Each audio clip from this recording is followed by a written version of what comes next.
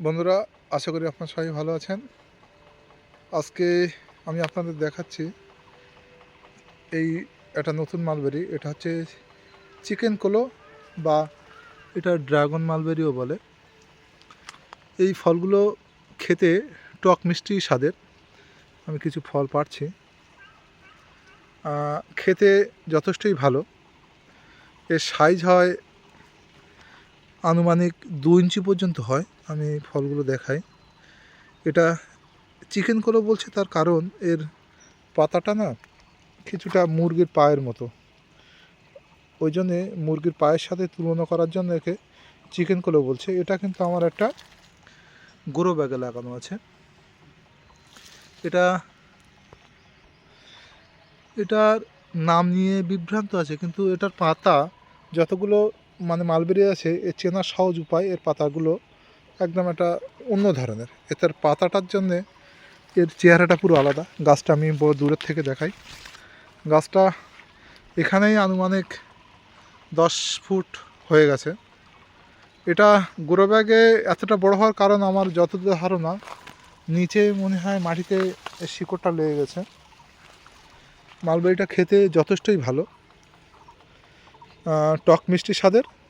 Bricks আনুমানিক 18-20 হতে পারে। সুতরাং বন্ধুরা, আপনারা যারা মালবেরি পছন্দ করেন নিজের ছাদ বাগানে বা বাড়ির আঙিনায় আপনারা সহজেই করতে পারেন।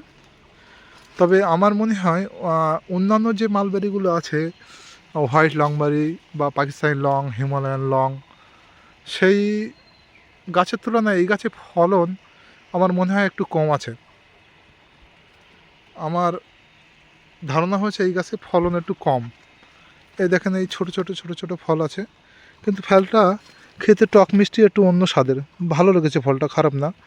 কিন্তু পাকিস্তানি লংটা মিষ্টি অনেক বেশি, হোয়াইটটার আরও মিষ্টি বেশি, এবং এর পাতাটা দেখতে সবথেকে সুন্দর, এবং গাছের গ্রোথ খুবই ভালো।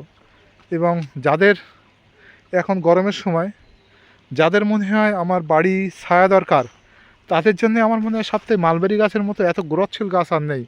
যে কত মালবেরি বাড়ির দক্ষিণ ধারে লাগিয়ে রাখেন, তাহলে কী হবে, আপনার বাড়িটা ছায়া করবে, ঘরটাও ঠান্ডা থাকবে। মানে গ্রোথের দিক দিয়ে এই গাছগুলো খুবই ভালো। আর একটা অবহেলিত গাছ, খুব একটা যত্ন লাগে না, জল দিলেই হয়ে যায়। খেতে ভালো, কিন্তু অন্য গাছ, অন্য যে মালবেরিগুলো আছে তার তুলনায় এর কিন্তু আবার বলছি ফলন একটু কম। আমি এর খুব একটা ভালো মন মতো ফলন পাইনি। কিন্তু গাছটা অত্যাধিক তেজালো হওয়ার জন্য কি ফল কম তাই যায় না, কারণ প্রত্যেক গাছের একটা নির্দিষ্ট গ্রোথ লাগে, গ্রোথের পরেই তার ফলটা বেশি দেয়। সেই তুলনায় আমি কিন্তু এই গাছে ফলন একটু কম পেয়েছি, কারণ এগুলো গ্রোথের দিক থেকে এখন গ্রোথ নিচ্ছে প্রচুর, ওই জন্য ফল কম আছে। সুতরাং বন্ধুরা, আপনারা একটা একদম অবহেলিত গাছ, কোনো পরিচর্যা, কোনো যত্ন, কোনো সার কিছু না দিলেও আপনার হয়ে যায়। তবে আপনার বাড়িতে যদি কারো পোষ্য প্রাণী থাকে, ছাগল গরু, কিন্তু পাতাটা এরা খায়। ঠিক আছে বন্ধুরা, এই পর্যন্তই রাখছি। বাই।